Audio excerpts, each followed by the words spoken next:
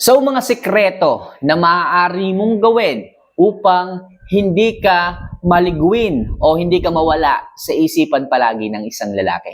Yes, mga kamamay, may mga bagay lang kayong po pwedeng i-apply, may mga bagay lang kayong dapat sundan upang lalaki naman palagi ang mag-isip, lalaki naman ang hindi makalimot sa isang ikaw. So mga kamamay, lagi kong sinasabi sa inyo if ever na nakakatulong yung mga love advice, yung mga videos na ginagawa kong ito para sa inyo, huwag niyo naman po sana kalimutan na mag-subscribe, mag-like, at mag-comment na rin sa ibaba ng video na ito. So, kung nagawa niyo na po yan, maraming salamat po sa inyong palaging pagtitiwala at suporta. Kaya simulan na po natin ang ating mga tips, okay, sa ating mga viewers na nanonood. So, ano nga ba yung mga bagay na maaari mong gawin upang hindi ka maalis o maliguin palagi sa isipan ng isang lalaki? So, number 1, wag na wag kang maghahabol kung ang laging panakot niya ay iiwanan ka. Yes, mga kamamay, may mga lalaking ganito eh. Dahil sa alam ng lalaki na sobrang mahal na mahal mo yung lalaki, lagi niya sinasabi na iiwanan ka. Yan ang palaging panakot niya sa inyo. Well, mga kamamay, kung palagi pa ulit-ulit na lang ang sinasabi niya at dahilan niya sa inyong ganyan, na iiwanan kita pag hindi ka naging maayos o iiwanan ka kahit na wala ka namang ginagawang mali. So, huwag kang maghabol. Huwag kang matakot. Okay? Kung alam mo naman sa sarili mo na okay ka eh. Kung alam mo naman sa sarili mo na maayos ka, wala kang ginagawang mali. Tapos yung lalaki, palaging nabababae, palaging nagtataksil, nahuhuli mong ganito, ganyan. Okay? Tapos, lagi niya sinasabi na, sige ka, pag ikaw ay palagi ng ganyan ng trato sa akin, siyempre, bakit ka naman hindi magiging ganyan ang trato mo sa kanya? Kasi nga, nagloloko siya, nagtataksil. Ang ginagawa mo, nagbabawas ka ng oras sa kanya, hindi ka nagpaparamdam.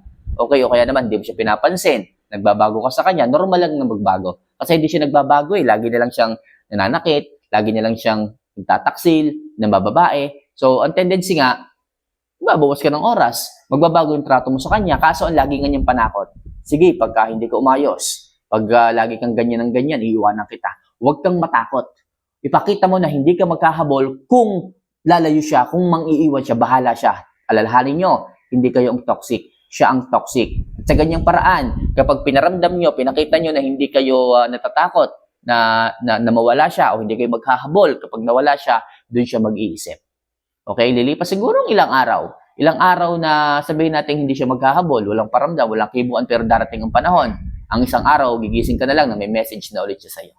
Naghahabol, nag-iisip, humihingi ng tawad, at palagi kang iniisip. Sa ganyang paraan, wag na wag kang maghahabol kung palaging panakot niya ay iiwanan ka. Alright? So next, bitinin mo siya madalas. Yes, mga kamamay, sa mga pambibitin po ninyong ganito, madalas, lagi kayong naiisip ng isang lalaki. Kamamay, anong ibig mo sabihin pambibitin? Pwede mo ba akong bigyan ng halimbawa? Yes, mga kamamay, paminsan-minsan akitin mo rin yung isang lalaki. Sabihin mo, babe, kumusta ka dyan sa trabaho? Mamaya pag uwi mo, pagluluto na kita ng paborito mo. Tapos manliligo na rin ako. Then syempre, kapag busog ka na, busog na tayo, alam mo na, diretso natin, masarap yung ganon. So bitinin mo. Paminsan-minsan, walang masama, asawa nyo naman yan. At sa ganyang paraan, lagi kanyang iisipin. Basta lagi mo lang siyang bitinin ng bitinin. Yung tipong pabitin na nakakasabik. Sa ganung paraan, mga kamamay, hindi ka mawawala sa isipan ng isang lalaki. Bigyan mo palagi siya ng iisipin tungkol sa iyo. Iisipin tungkol sa iyo na tipong may excite siya. Yung tipong wala na siyang pupuntahan pang kung ano-ano, diretso bahay na. Basta ganun, mag-isip. Mag-iisip dapat ng isang lalaki. Alright? So next, i-ignore mo rin siya paminsan-minsan. Mga girls, paminsan-minsan lang naman. Okay? Kung ang isang lalaki nasanay na palagi kang masarap kausap, ang lalaki nasanay na palagi kang nandyan at masaya kang kasama, okay? So, paminsan-minsan, pag in-ignore mo siya, ang laki ng impact pagdating sa kanya. Alam mo yung saya, kapag palagi kang nandyan para sa kanya, yung tipong pinapakita mo sa kanya na masarap kang kasama, masarap kang kausap, masarap kang kachat, pero kapag minsan mo siyang in-ignore, di ba? Nandun pa rin yung kanyang excitement. Nandun pa rin yung kanyang saya, yung galak, yung kanyang happiness. Nakausapin ka tapos bigla mo naman siyang i-ignore paminsan-minsan. Di ba kapag ka ganun ng isang lalaki, yung tipong ikaw yung kanyang tatakbuhan tapos bigla kang wala, anong mararamdaman ng isang lalaki? Di ba? Lagi kanyang iisipin, magtataka, magtatanong, ba't kaya yun na hindi nagre-reply? Ba't kaya yun kapag ka tinatawagan ko hindi sumasagot? Ano kayang ginagawa nun? Lalong tataas ngayon yung pag-iisip ng isang lalaki sa inyo. Sa ganung paraan mga kamamay, simple lang, inignore mo lang siya paminsan-minsan, pero ang impact nun, hindi ka mawawala sa kanyang isipan. Kasi nga, nasanay siya na palagi kang nandyan para sa kanya. Nasanay siya na palaging pag mag-share siya ng problema, nandyan ka. Yung tipong ignore mo lang siya ng minsan lang, talagang palagi kang iisipin yan. Lagi kang kukontakin yan, tatawagan, i-message, at pag hindi ka agad nag-message dahil nga in-ignore mo, lagi kang iisipin, hindi ka mawawala sa kanyang isipan. Alright? So next, panatilihin mo ang kabanguhan mo at ang pagpapaganda. Yes, mga kamamay, sa ganitong klase ng tips, hindi ka mawawala sa isipan ng isang lalaki. Yung pagiging mabango mo, halimbawa, nagsili kayo, nag-SM kayo kanina, lumabas kayo, magkasama kayo, namasyal kayo, kahit dyan sa parke lang, o dyan sa community nyo lang, tapos ang bango mo. Tapos nagse-self-improve ka palagi, gumaganda ka. Walang lalaki ang hindi palaging mag-iisip sa iyo kapag kaganyan ka. Yung amoy yung amoy kahit hindi ka ganun kaganda, yung mabangong amoy at yung nag-aayos ka, yung inaalagaan mo sarili mo, yung tipong ang aliwalas ng mukha mo, tapos ang bango mo, hindi na maghahanap pa ng ibang isang lalaki. Lagi kanyang iisipin. Lalo na kung kayo ay nag-getting to know each other pa lamang. Yung tipong babago ko pa lang niya nakikilala. Tapos ikaw yung babaeng mabango, ang linis, tapos nag-aayos. Hindi naman nagme-makeup ng ganong kabongga, pero yung kaayusan, yung kaaliwalasan ng mukha mo nandiyan, nagsusuklay ka, nagpupulbo ka, lip tint, tsaka lip gloss, okay na, tapos mabango, napakalakas po niyang pang-attract ng isang lalaki. Kung bakit yung mga lalaki, hindi mismong yung kagandahan mong napapansin niya yung aura mo, yung amoy mo, yung pag-aayos mo, yun ang tumatatak sa isipan ng isang lalaki na talagang nagpapaisip sa kanila. Hindi kanya makakalimutan. Okay? Yung trademark ng amoy. Kaya make sure mga kamamay humanap kayo ng isang mabangong pabango na magpapakilala sa inyo sa isang lalaki. Kung anong pabango kanya nakilala, dapat yun lang ang pabangong gagamitin mo. Huwag kang magbabago-bago. Yung iba dyan, sa kagustuhang maging mabango pa, nagbabago-bago Ngayon, juicy. Tapos naging cologne, naging bambini, naging Lewis and Pearl, kung ano-ano na. Please mga kamamay, hanap lang kayo ng isang signature perfume na talagang magbibigay ng kaadikan sa isang lalaki para isipin kanya palagi. Okay? Tapos masaya ka pang kausap, maayos ka pang kasama. So, wala na. May nanalo na at ikaw yun. Kaya please, maging mabango, maging malinis, at syempre mag-ayos araw-araw. Sa ganyang paraan, hindi ka mawawala sa isipan ng isang lalaki. Right?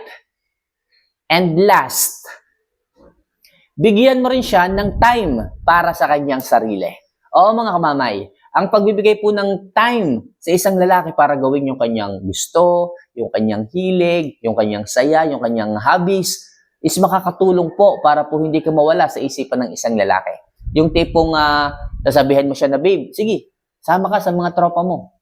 Alam ko naman na gusto mo rin yan Okay lang ako, huwag mo akong isipin. Ang mahalaga, nag-i-enjoy kayo.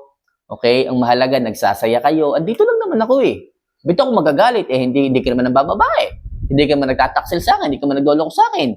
Maglalaro lang kayo, hindi naman ako ganong ka-childish para, alam mo yun, maging selfish sa'yo. Hindi naman ako ganong ka-toxic para hindi ka hayaan. Siyempre, may buhay ka rin. Kapag kaganyan, ang isang babae, mga kamamay, mapapasana all ka na lang. Lalo kang mamahalin ng isang lalaki kapag kaganyan. Lalo kang hindi mawawala sa isipan ng isang lalaki kapag kaganyan. Kasi bakit? Pag dumating yung oras na binigyan mo siya ng time para sa kanyang mga kaibigan, sa kanyang sarili, sige, gawin mo yung gusto mong gawin.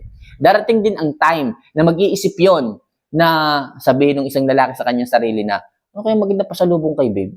Total, pinayagan niya ako mag-basketball. Papasalubungan ko siya ng masarap na lomi. Kung alam niyo po yung lomi, punta po kayo dito sa Batangas. Meron pong masarap na lomi dito. Patitikim ko po sa inyo, yan po ang specialty ng Batangas lomi. Okay? So, kapag pinayagan niyo po yung isang lalaki nga sa kanyang gustong gawin, sa kanyang mga hobbies na nakapagpasaya sa kanya, iisipin kayo ng mga yan. Sabihin niya na, na total si babe, pinayagan ako dito na maglaro, bibigyan ko siya ng pasalubong. O kaya naman, pag naman siya yung nag-request na meron siya pupuntahan, papayagan ko rin siya. So, naiisip ko pa rin ng isang lalaki. Hindi ka mawawala.